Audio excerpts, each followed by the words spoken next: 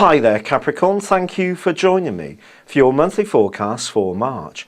There is a paradoxical influence at the start of this month as Pluto in your sign forges a brilliant link with the Sun in your third solar house.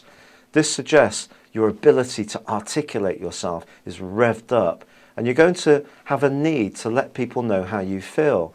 And yet with Venus and Neptune combining also in the first week, it's vitally important that you're absolutely factual, because if you're not, it could come back on you and affect your credibility. That said, if you do enjoy writing for pleasure, poetry, reading books that take you out of yourself, watching films which move on your senses, or listening to music in the same way, the wonderful link between Venus and Neptune can be quite magical. However, on the 4th, there is a quarter moon, which suggests, this quarter moon in Sagittarius, that someone around you may not be quite as straightforward and as honourable as you'd like. This person may have a bit of an agenda. They may be a gossip. It's not a great time in the week following the 4th to open up and share anything of a confidential nature, because it could get used against you. Fortunately, between the 6th and the 8th, Mercury and Venus forge a delicious link, and this can help you to really use your diplomacy to the full. But with Mercury still twisting backwards to the 17th, just check that the other person has the same understanding of what you've told them as you think you have said to them. I know that sounds a strange thing to say. We all say things, but how was it received? Do double check, particularly if it's around any contractual situation.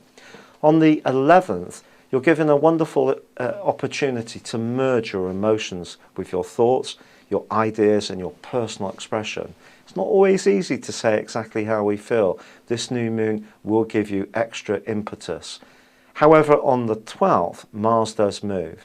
And it moves into a part of your horoscope which is wonderful for knocking down walls and doing home renovations, but it's not so good about being patient around the delicate area of human relationships.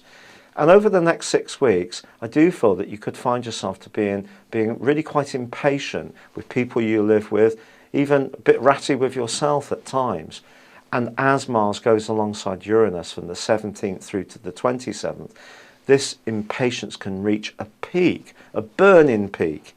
And also, as both planets forge a square with Pluto, and then Uranus goes back into a long-term square with Pluto, which is going to last for the next 7 months, you really find yourself with a bit of a dilemma, because you're changing, you're evolving, but how is this impacting on the people you're closest to, your support structures, where you live, family members, anyone you're very close to? They might not quite understand where you're up to. This can definitely create some friction.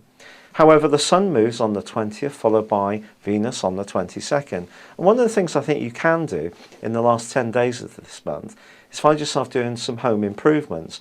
And if you're someone who really enjoys doing something a bit different, or even something that's probably very contemporary and modern, or conversely very traditional, this would be a great time to redecorate.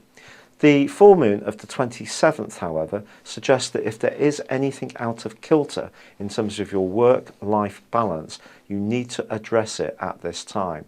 Someone may need your attention more than you realise, and it could be a youngster, but it could also be a loved one too. Thank you for joining me. Good luck and goodbye for now.